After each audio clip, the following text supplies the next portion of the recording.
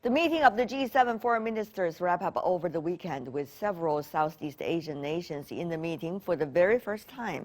Meanwhile, it's full steam ahead for the ASEAN and other members of the Regional Comprehensive Economic Partnership Agreement, otherwise known as RCEP, which takes effect in January next year.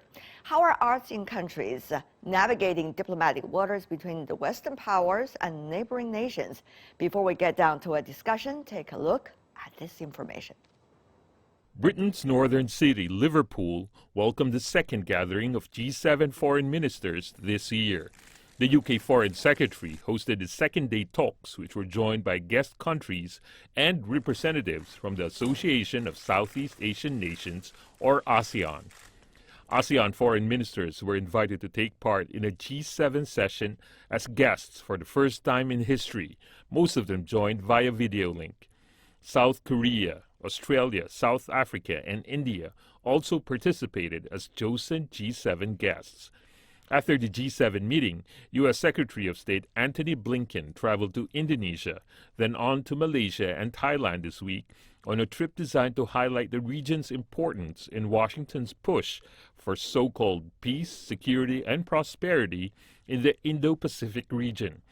The Biden administration seeks to bolster economic and security cooperation with Southeast Asia. Meanwhile, China and ASEAN have steadily stepped up engagement over the years. This year marks the 30th anniversary of ASEAN-China dialogue relations. Last month, the two sides upgraded their relationship and established the China-ASEAN Comprehensive Strategic Partnership.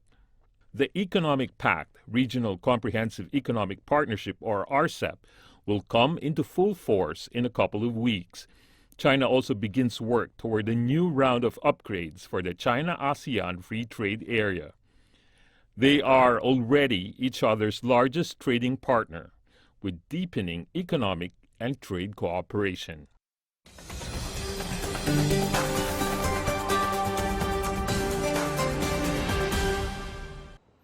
For more on the G7 and ASEAN minister meeting, we are now joined in Washington, D.C. Peter Kuznick, professor of history from American University. In Tokyo, Lim Ten-Wai, adjunct senior research fellow from the National University of Singapore. In Beijing, Rong Ying, vice president of CIIS, China Institute of International Studies. Gentlemen, welcome to the program. Well, one of the mark of this year's G7 meeting seems to be the debate about so-called human rights. And China, of course, disputed about the accusations being made at the G7 meeting against China. Professor Rong Ying, from your perspective, how do you see this words of conflict, at least? Well, I think the question of human rights has always been a controversial issue, an issue, debating or dividing China on the one hand and the West, led by the U.S. and the other. I think the very fact that China has differences or different views with the West, with the United States on the question of human rights, does not necessarily mean, as a matter of at all, that China does not respect human rights. Rather, I think China has a different conceptual, philosophical outlook of how to achieve what human rights mean and how to achieve human rights. Okay. I think that is the fundamental differences of this issue and the fundamental things of the debate between China and the West. West. Professor Kuznick, China and Russia were the targets of the foreign ministers at the G7 meeting. Very interesting, but not out of expectation. Mr. Kuznick, tell me more about, how should we look at the nature of G7 now? The initial focus of the G7 was going to be on China. And however, the crisis in Ukraine erupted, and the focus instead was mostly on Russia. And so the original plan was derailed by the recent developments. The G7 is the so-called Western capitalist democracies, and they represent an important economic bloc in the world, almost half of the world's economy. But clearly, as a proportion of the overall world economy, they are declining, while China is rising. And China's economic relations with these other countries is dwarfing now the United States and the G7's relation with these countries. It's a very interesting development and trend, as you just pointed out, Professor Kuznick. Now go to you, Mr. Lin Tenwai from Singapore. Now, I know the ASEAN members would like to walk a very fine balance between their relationship with the Western powers, so-called, and also neighboring countries, particularly neighboring power like China. Now, how do you see the trade and investment approach that we have seen? Both sides are trying to work with the ASEAN countries. Recently at the G7 foreign ministers meeting, we also heard the phrases of the so-called trade reach and investment reach. How would you interpret that? Well, ASEAN is always very keen on maintaining ASEAN centrality in regional economic development. And it sees ASEAN centrality as being able to tap into a lot of capacity building projects. And this comes from China's Belt and Road Initiative. But they're also curious about the details for the B3W plans and also other kind of G7 initiatives that may be in place. And I think the European Union recently has also announced its plans for capacity building, including infrastructure building. Now, ASEAN welcomes all of it, and because the pie is big enough to accommodate all of them, as long as it maintains ASEAN centrality. Right. And ASEAN wants to sort of contribute to peace and economic development in the region by pulling all these powers together in a hub and spokes model. So a lot of these great powers are spokes, whereas ASEAN envisions itself as a hub. So the spokes are all connected into the hub, and through interdependency and also more interactions, it is hoped that economic development can trump any kind of conflicts. Mr. Rong, you can see the ASEAN partners are interpreting and articulating their role as a hub. Now, China see it in a very different way because the RCEP, the Regional Economic Partnership, is going to be very much in effect starting from January the 1st coming year, 2022, even though it is not a extremely high-level trade agreement and arrangement, but it's certainly making a great mark at a time when multilateral approaches are now being bogged down by the realities. So, Mr. Rong, how do you see RCEP, a partnership between China, South Korea, Japan, and ASEAN countries, and also the real trade reach China has already established together with its regional partners? Well, ASEAN certainly is a telling example of China's sort of pursuit of a kind of economic partnership, economic engagement with ASEAN, and together with, I think, Japan, South Korea, and Australia and New Zealand. And unfortunately, I think India has not been on board. So the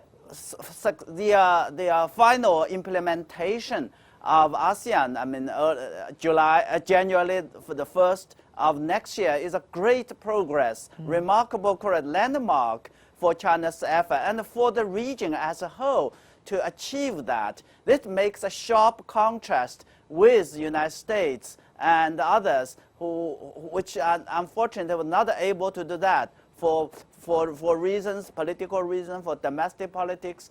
And now, of course, we are very much waiting and anticipating with great interest the so-called new economic framework the Biden administration announced. And we'll see how they are going to fulfill that promise, how they are going to follow the practice of what I think the regional countries, China included, has been doing and has been advocating. I see. Mr. Lim, how, when it comes to trade and investment, the little as little politics as possible is needed.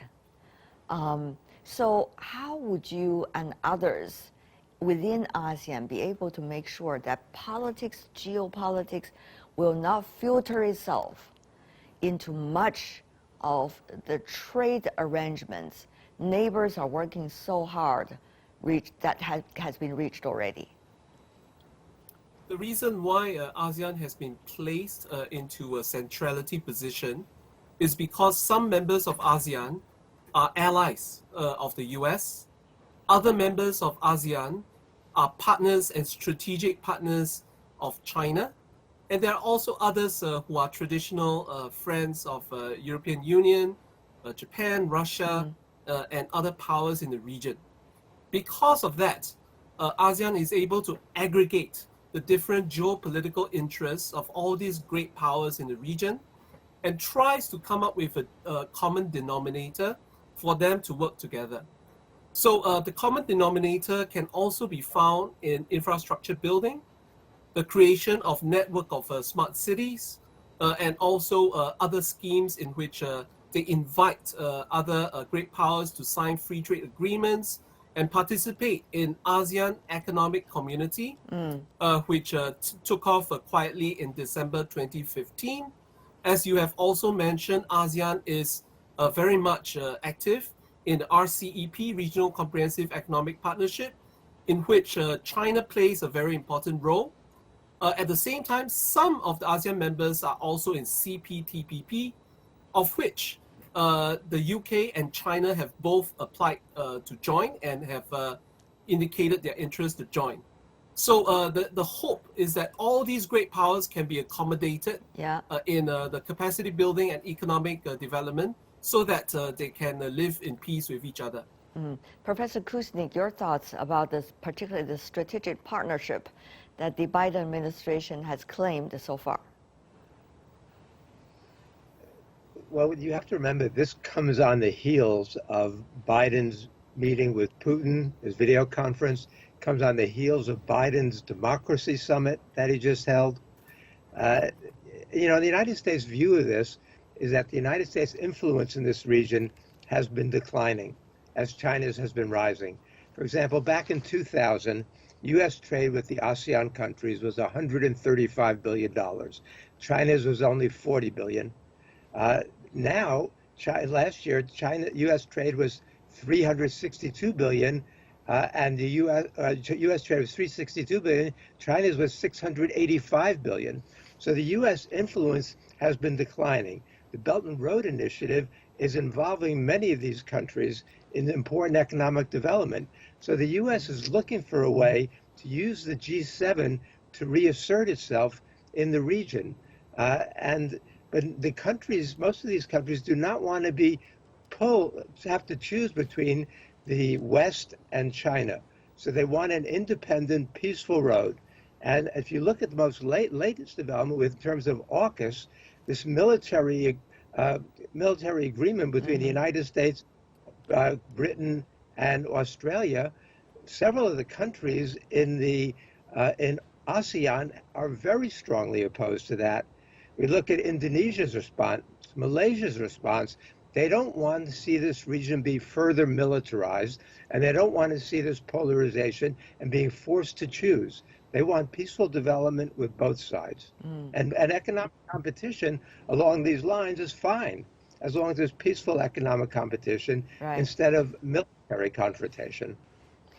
Now we are in a very special period of time when we talk about this. It's not just geopolitics, but also the pandemic. Now, Mr. Lim, to what extent do you see many of the visions and also pragmatic arrangements on trade, investment, economic relationship, partnership that ASEAN countries and economies have been working on will be able to translate and implement it in real terms during this period of time? I think that is the most crucial one, not the big words, but the real thing taking place on the ground. Well, certainly, ASEAN I is think actually the most Let's have important Mr. Lim first. Mr. Lim first, and then I go to Mr. Rong. sorry. Thank you. Okay, ASEAN is actually looking forward to a post-pandemic, or some may call endemic recovery, economic recovery, And of course, as you have mentioned, the most important issue is the pandemic, especially with the emergence of Omicron. So ASEAN wants to put in place vaccine multilateralism and also avoid beggar thy neighbor policy. And so in this vaccine multilateralism, ASEAN hopes to work with all great powers, especially vaccine producers like China, the US, and also India, to be able to, because this is a common goal of humankind, to be able to work together and implement vaccine multilateralism so that the region can avoid vaccine nationalism. And so far, it has been very successful. Concretely, it has been very successful because throughout the pandemic, none of the countries showed vaccine nationalism. And in fact, ASEAN welcomes all vaccine producers into the region. Okay. And so that's one way in which they can prime themselves for a post-pandemic situation, in addition to more economic cooperation. We only have 30 seconds left. Sorry for that, Mr. Rong. Your thoughts also on this?